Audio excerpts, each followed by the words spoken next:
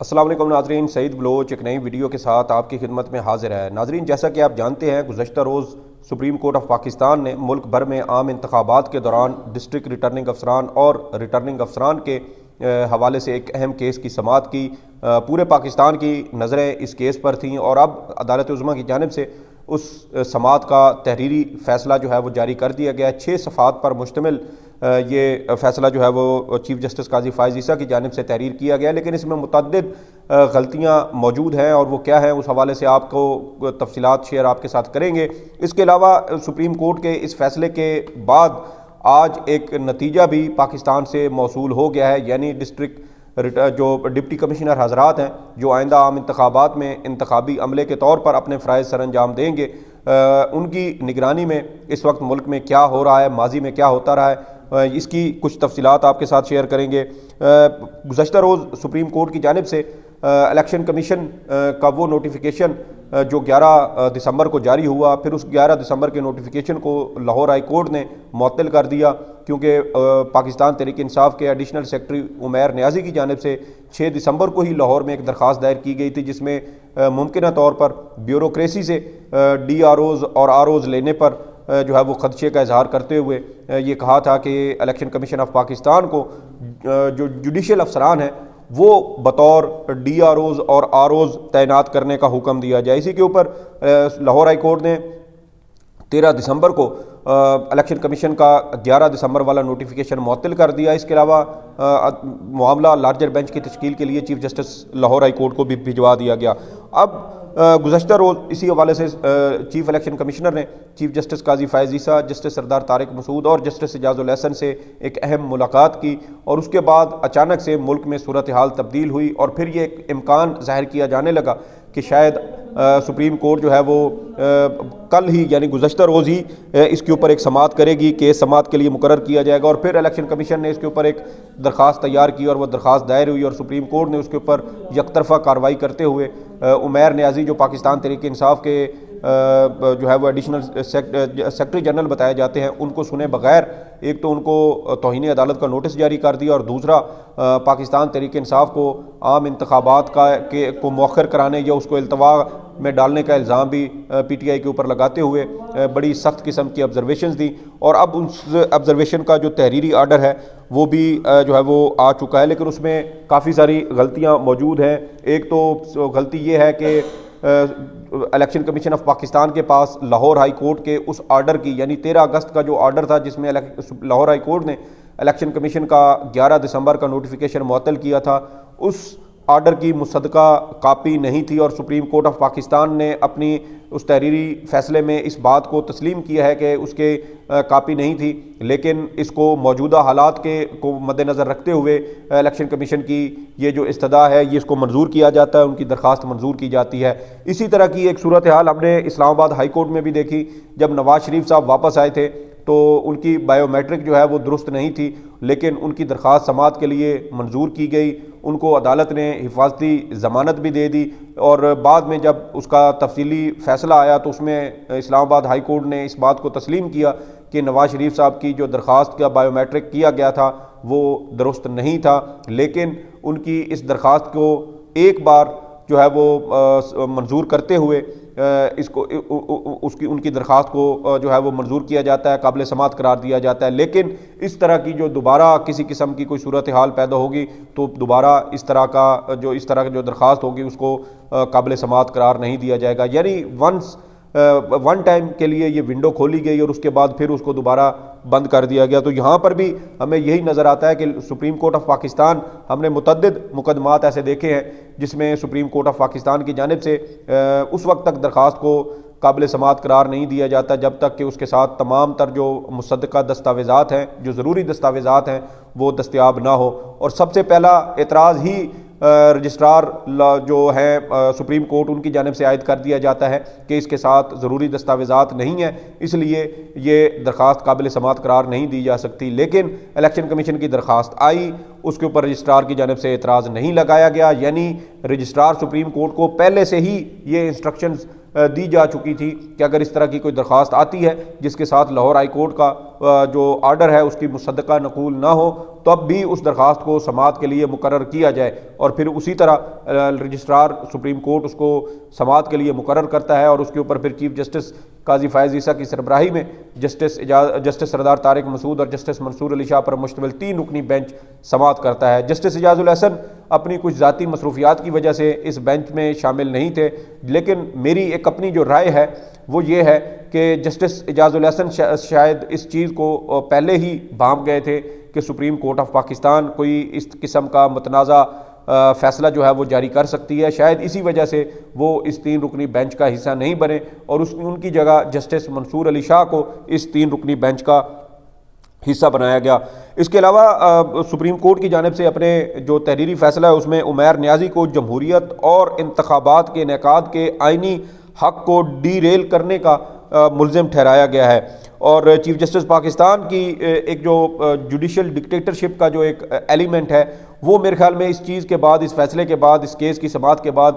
بھرپور طریقے سے جو ہے وہ ہمیں کھل کر سامنے نظر آتا ہے کہ پاکستان کی جو سب سے بڑی سیاسی جماعت ہے اس کو ہی دیوار کے ساتھ لگایا جا رہا ہے، اور اللہ نہ کرے کہ اس کے کسی قسم کے کوئی خوفناک قسم کے نتائج برآمد ہوں۔ ماضی میں اگر ہم دیکھیں تو اس وقت بھی 1971 میں بھی سب سے بڑی سیاسی جماعت کو اسی طریقے سے دیوار کے ساتھ لگایا گیا تھا، ان کا مینڈیٹ تسلیم نہیں کیا گیا تھا، 162 سیٹوں والا اس کو حکومت نہیں دی گئی تھی، اسمبلی کا اجلاس نہیں بلایا گیا تھا، اور جو یہاں پر مغربی پاکستان میں تھے 85 سیٹوں والے وہ اقتدار کے اوپر جو ہے وہ آنے کے لیے تیار تھے، اور اسی رساکشی میں پاکستان 2 لخت ہوا تھا۔ اور ایک بار پھر اللہ نہ کرے کہ اس طرح کے حالات پیدا ہوں، لیکن جس طرح کی سیاسی صورتحال ہمیں اس وقت پاکستان میں نظر آتی ہے یہ اسی بات کا جو ہے وہ اندیہ دیتی ہے، جس طرح کے سیاسی حالات ملک کے اندر بنائے جا چکے ہیں کہ ایک سیاسی جماعت کا جھنڈا اٹھانے پر پابندی ہے، ایک سیاسی جماعت کے ورکر کنونشن کرنے پر پابندی ہے، اور دوسری جانب دیگر تمام سیاسی جماعتوں کو کھلی چھٹی ہے۔ ایک ہی دن ایک ہی شہر میں 2 جلسے ہوتے ہیں، اور پاکستان پیپلز پارٹی کو مکمل جو ضلعی انتظامیہ کی جانب سے سہولت فراہم کی جاتی ہے، جبکہ پاکستان تحریک انصاف کے ورکر کنونشن میں شرکاء کو روکنے کے لیے سڑکیں کھود دی جاتی ہیں تاکہ لوگ اس ورکر کنونشن تک نہ پہنچ سکیں۔ تو اس طرح کے حالات جو ہے وہ اس وقت پاکستان میں ہیں، اور یہ تمام تر جو کارروائیاں ہو رہی ہیں یہ ضلعی انتظامیہ یعنی ڈپٹی کمشنرز کے ذریعے ہو رہی ہیں۔ پاکستان تحریک انصاف کے رہنماؤں کی، سیاسی کارکنوں کی جتنی گرفتاریاں، نظر بندیاں یا MPO قانون کے تحت جو نظر بند کیا جاتا ہے یا گرفتار کیا جاتا ہے وہ تمام تر کارروائیاں یہی ڈپٹی کمشنر حضرات کر رہے ہیں، اور انہی کے حوالے سے پاکستان تحریک انصاف نے لاہور ہائی کورٹ سے رجوع کیا تھا کہ جو لوگ پاکستان تحریک انصاف کے خلاف اس طرح کے تمام تر جو ظالمانہ اقدام ہیں وہ کرنے میں ملوث ہیں، ان کے خلاف 300 بار MPO قانون کا استعمال کر چکے ہوں، لوگوں کو نظر بند کر چکے ہوں، ایک بار ضمانت ملے اور دوبارہ پھر اسی قانون کے تحت اس کو گرفتار کر لیا جائے، تو پھر ایسے لوگوں کے ہوتے ہوئے شفاف انتخابات کا انعقاد کیسے یقینی بنایا جا سکتا ہے؟ لیکن سپریم کورٹ آف پاکستان نے پاکستان تحریک انصاف کو سنے بغیر ان کا جو آرڈر جاری کر دیا ہے، فیصلہ جاری کر دیا ہے کہ یہی ڈپٹی کمشنر حضرات ہی ملک بھر میں عام انتخابات کے لیے ریٹرننگ افسران اور ڈسٹرکٹ ریٹرننگ افسران کے فرائض سر انجام دیں گے۔ اب آپ اسلام آباد کو ہی دیکھیں، یہی اسلام آباد میں جہاں پر سپریم کورٹ آف پاکستان واقع ہے، اسی اسلام آباد کے ڈپٹی کمشنر کو الیکشن کمیشن آف پاکستان اکتوبر کے مہینے میں اس کو عہدے سے ہٹانے کا حکم دے چکا ہے، لیکن تاحال اس کو عہدے سے نہیں ہٹایا گیا۔ اور پھر دیکھیں ستم دیکھیں کہ اسی الیکشن کمیشن نے اسی ڈپٹی کمشنر اسلام آباد کو جس کو ہٹانے کا وہ خود کہہ چکا ہے، اس کو اسلام آباد کا ڈسٹرکٹ ریٹرننگ افسر جو ہے وہ تعینات کر دیا ہے۔ تو جب اس طرح کے واقعات ہوں گے، اور دوسری جانب آپ دیکھیں کہ عدالتی احکامات کی خلاف ورزی کرنے پر اسلام آباد کے ڈپٹی کمشنر صاحب جو ہیں وہ اسلام آباد ہائی کورٹ میں مقدمہ جو ہے وہ جھیل رہے ہیں اور ان کے خلاف کارروائی جاری ہے، تو یہ جب اس طرح کی جانبدارانہ قسم کے اقدامات ہوں گے تو پھر اس سے پاکستان کی سب سے بڑی سیاسی جماعت جو ہے وہ اپنے لیے اس کو خدشات قرار دے گی۔ اس کے علاوہ بہت سارے جو ڈپٹی کمشنر حضرات ہیں جو PDM کے دور میں جن کو تعینات کیا گیا، تاحال ان کو عہدوں سے نہیں ہٹایا گیا، یعنی ان کے تبادلے نہیں کیے گئے، جبکہ الیکشن کمیشن کے وکیل نے عدالت میں کہا کہ ان تمام لوگوں کے تبادلے کر دیے گئے ہیں، اور سپریم کورٹ نے اس کو بھی تسلیم کر لیا۔ سپریم کورٹ نے یہ بھی انکوائری کرنے کی یا پوچھنے کی کوشش نہیں کی کہ کیا واقعی تمام لوگوں کو تبدیل کیا گیا ہے یا نہیں، اور دوسری جانب نہ تو پاکستان تحریک انصاف کا موقف لیا گیا۔ سپریم کورٹ اگر چاہتی تو آدھے گھنٹے یا گھنٹے کے نوٹس پر پاکستان تحریک انصاف کے کسی بھی نمائندے کو عدالت میں طلب کر سکتی تھی، یا عمیر نیازی کو، وہ جہاں پر بھی موجود ہوتے، لاہور میں، کراچی میں یا کسی اور شہر میں، تو وہ ویڈیو لنک کے ذریعے سپریم کورٹ میں پیش ہو سکتے تھے، لیکن سپریم کورٹ نے اس کی بھی زحمت نہیں کی، اور اس طرح یک طرفہ موقف جو الیکشن کمیشن کا تھا، جو جھوٹ پر مبنی تھا، اس کو سنتے ہوئے عدالت نے ایک آرڈر پاس کر دیا ہے، جس کی وجہ سے اب سپریم کورٹ آف پاکستان ایک بار پھر تنقید کی زد میں ہے۔ پاکستان کے سینئر صحافی اور تجزیہ کار بھی سپریم کورٹ آف پاکستان کے اس اقدام پر تنقید کر رہے ہیں۔ اس کے علاوہ آپ دیکھیں کہ پاکستان تحریک انصاف کی جو لائرز ونگ سے تعلق رکھنے والی ایک خاتون مشال یوسفزئی، انہوں نے جب عدالت میں بولنے کی کوشش کی اور تو عدالت نے ان کو ڈانٹتے ہوئے چپ کروا دیا اور کہا کہ اگر آپ نے دوبارہ عدالت کے جو کارروائی جاری ہے اس میں اگر مداخلت کی تو آپ کے خلاف توہین عدالت کی کارروائی کی جائے گی۔ اور مشال ملک نے مشال یوسفزئی نے بعد میں مختلف جو صحافی حضرات ہیں ان سے گفتگو کرتے ہوئے یہی کہا کہ وہ عدالت کو یہی بتانے گئی تھی کہ اگر عدالت ایک مناسب ٹائم دے تو عمیر نیازی جو لاہور میں جو ہے وہ موجود ہے، وہ لاہور میں سپریم کورٹ رجسٹری سے ویڈیو لنک کے ذریعے دستیاب ہو سکتے ہیں، لیکن عدالت نے ان کی یہ بات تسلیم نہیں کی، اور عدالت نے الیکشن کمیشن آف پاکستان کی جو موقف تھا اس کو درست تسلیم کرتے ہوئے جو ہے وہ یہ آرڈر پاس کر دیا ہے۔ اس کے علاوہ ایک سینئر صحافی ہیں منصور کلاسرا، ان کی جانب سے آج ایک ٹویٹ کیا گیا اور ان کی جانب سے یہ کہا گیا کہ جو ان کے ضلع ہے یعنی لیا، وہاں کے جو ڈپٹی کمشنر ہیں وہ تو پی ٹی آئی کی کوئی چھوٹی سی میٹنگ بھی نہیں ہونے دیتے، تو پھر وہ شخص شفاف انتخابات کیسے کروائیں گے؟ یہی تمام تر جو صورتحال ہے یہ پورے ملک میں ہمیں نظر آتی ہے، اور پورے ملک میں اسی طرح کی صورتحال ہے۔ اسلام آباد میں آپ دیکھیں، یہاں پر کوئی پی ٹی آئی کا کارکن جھنڈا لے کے نکلے تو پولیس اس کو گرفتار کر لے گی، پورے ملک میں یہی حالت ہے۔ لاہور میں آپ یہی صورتحال آپ دیکھ لیں، خیبر پختونخوا میں پچھلے دنوں ورکر کنونشن تھے، اگرچہ پشاور ہائی کورٹ کی جانب سے اس کی اجازت تھی، لیکن اس کے باوجود پولیس کی جانب سے گرفتاریاں کی گئیں، لوگوں کو پکڑ دھکڑ کی گئی، اور جو ورکر کنونشن ہے ان کو روکنے کی کوشش کی گئی۔ اس کے علاوہ آپ دیکھیں کہ سینئر صحافی اور اینکر حامد میر صاحب جیسے بندے بھی، وہ بھی سپریم کورٹ آف پاکستان کے اس فیصلے کے اوپر تنقید کر رہے ہیں، اور ان کا بھی یہ کہنا ہے کہ جو ڈپٹی کمشنر اسلام آباد ہیں ان کے حوالے سے الیکشن کمیشن کے واضح احکامات موجود ہیں، اور سپریم کورٹ نے ان کو جو ہے وہ جانچے بغیر ہی یہ فیصلہ جاری کر دیا ہے، تو جس کی وجہ سے سپریم کورٹ کی ساکھ بھی متاثر ہوگی، اور آئندہ عام انتخابات پر بھی انگلیاں اٹھے گی کہ اس طرح کے ایک آزادانہ اور شفاف اور منصفانہ انتخابات کا انعقاد جب یقینی ہو سکتا تھا، سپریم کورٹ اس میں بڑا اہم کردار ادا کر سکتی تھی، تو ایسی صورت میں سپریم کورٹ نے اس طرح کا یہ متنازع فیصلہ کیوں دیا؟ پھر آپ دوسری جانب دیکھیں کہ فروری کے مہینے میں ضلع راجن پور کی تحصیل جامپور میں ایک ضمنی انتخاب ہوا، وہ ضمنی انتخاب پاکستان تحریک انصاف جیتی، لیکن وہاں پر ڈپٹی کمشنر کی جانب سے اس طرح ریاستی مشینری کا بے دریغ اور اندھا دھند استعمال کیا گیا کہ پاکستان تحریک انصاف کے مخالف سمجھے جانے والے الیکشن کمیشن کی جانب سے بھی چیف سیکرٹری پنجاب کو ایک خط لکھا گیا۔ Special secretary election commission Iqbal Zafar Hussain نے چیف سیکرٹری پنجاب کو خط لکھا اور جامپور میں ضلعی انتظامیہ کی جانب سے ریاستی مشینری کے غلط استعمال پر اپنے تحفظات کا اظہار کیا۔ جامپور میں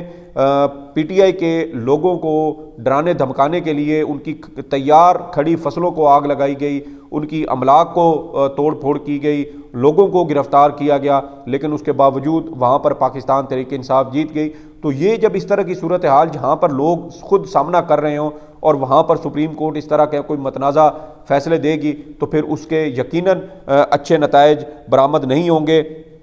اور اس کے علاوہ سپریم کورٹ کے فیصلے کے بعد آج کی ہی ایک اہم ڈیولپمنٹ بھی آپ کے ساتھ شیئر کر دیتا ہوں کہ آج پشین میں یعنی بلوچستان کا جو ایک افغانستان کے بارڈر کے نزدیک کا ہی یہ علاقہ بنتا ہے،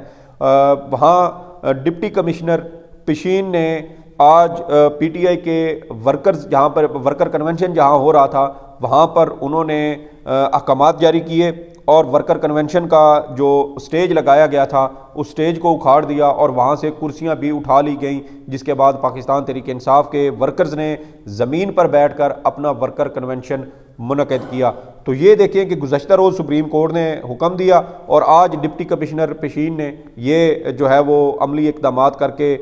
جو ہے وہ ثابت کر دیا ہے کہ ان ڈپٹی کمشنرز کے ہوتے ہوئے آئندہ عام انتخابات کسی صورت شفاف نہیں ہو سکتے، اور اگر خدا نخواستہ انتخابات شفاف نہ ہوئے تو پھر پاکستان کی سالمیت کو بھی خطرات لاحق ہو سکتے ہیں، جیسے 1971 میں ہم نے دیکھا کہ اکثریت رکھنے والی جماعت کو اختیار نہیں دیا گیا، اکثریت رکھنے والی جماعت کو حکومت سازی کا موقع فراہم نہیں کیا گیا، بلکہ 1 سال سے بھی زائد عرصہ گزرنے کے باوجود اسمبلی کا اجلاس نہ بلایا گیا، اور جس کے بعد بنگالیوں کے اندر جو ہے وہ علیحدگی کے ایسے جذبات اور خیالات پیدا ہوئے اور پاکستان 2 لاکھ ہوا۔ اللہ نہ کرے کہ اس طرح کے حالات و واقعات جو ہیں وہ پاکستان کے ساتھ ایک بار پھر پیش آئیں۔ چیف جسٹس قاضی فائز عیسیٰ صاحب کے پاس یہ گولڈن چانس تھا، وہ چاہتے تو پاکستان کے اندر شفاف، آزادانہ، منصفانہ انتخابات ایک چھوٹے سے آرڈر سے جو ہے وہ اس کو یقینی بنا سکتے تھے، لیکن چیف جسٹس صاحب نے بھی دھاندلی زدہ انتخابات کی بنیاد رکھتے ہوئے چھٹیوں پر جانے کو ترجیح دی۔ چیف جسٹس صاحب گزشتہ رات کو ہی موسم سرما کی تعطیلات کے حوالے سے بیرون ملک روانہ ہو چکے ہیں۔ اس کے علاوہ آپ یہ بھی دیکھیں کہ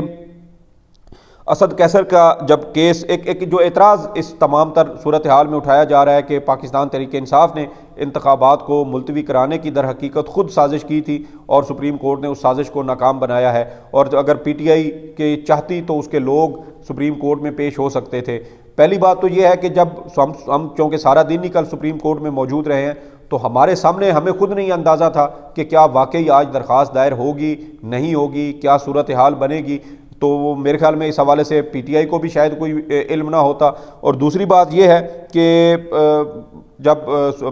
غالباً نومبر کے مہینے میں بلکہ 5 اکتوبر کو جو ہے وہ اکتوبر کے مہینے میں سپریم کورٹ آف پاکستان میں اسد قیصر کی ضمانت کے خلاف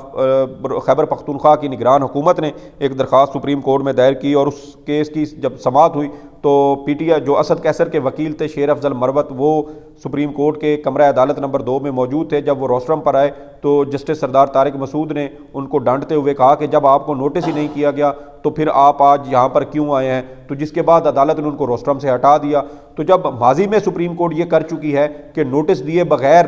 جو ہے وہ کسی فریق کو سننے کو تیار نہیں ہے اور ایک عدالتی پریکٹس پہلے سے چل رہی ہے، تو پھر یہاں پر پاکستان تحریک انصاف کو یہ الزام کیسے دیا جا سکتا ہے؟ اگر عدالت ان کو بلاتی، ان کا موقف لیتی اور اس کے بعد اس طرح کی کوئی صورتحال پیدا ہوتی تو پھر بھی یہ کہا جا سکتا تھا کہ کیا کہ پی ٹی آئی کی جانب سے اس طرح کی کوئی کوشش کی گئی ہے، لیکن محض مفروضے کی بنیاد پر پاکستان تحریک انصاف کے اوپر انتخابات کے التوا کا جو ہے وہ الزام دینا میرے خیال میں نامناسب اور غلط ہے۔ پاکستان تحریک انصاف ہی وہ واحد جماعت ہے جو گزشتہ سال اپریل سے اب تک مسلسل انتخابات کے انعقاد کا مطالبہ کرتی آ رہی ہے۔ اب دیکھنا یہ ہے کہ 8 فروری کو جب انتخابات ہوں گے تو کیا وہ آزادانہ، منصفانہ اور شفاف ہو سکتے ہیں جیسے آئین پاکستان میں کہا گیا ہے، یا جو الزامات یا خدشات پاکستان تحریک انصاف کی جانب سے عائد کیے جا رہے ہیں وہ درست ثابت ہوتے ہیں اور ایک بار پھر بڑے پیمانے پر دھاندلی کرتے ہوئے جو اکثریت رکھنے والی جماعت ہوگی اس کو اس کے جائز حق سے، آئینی حق سے محروم کیا جاتا ہے۔ یہ آج کی ویڈیو تھی، اس حوالے سے آپ کی جو بھی آراء ہوں فیڈ بیک ضرور دیجیے گا۔ سعید بلوچ کو اجازت دیں، اللہ حافظ۔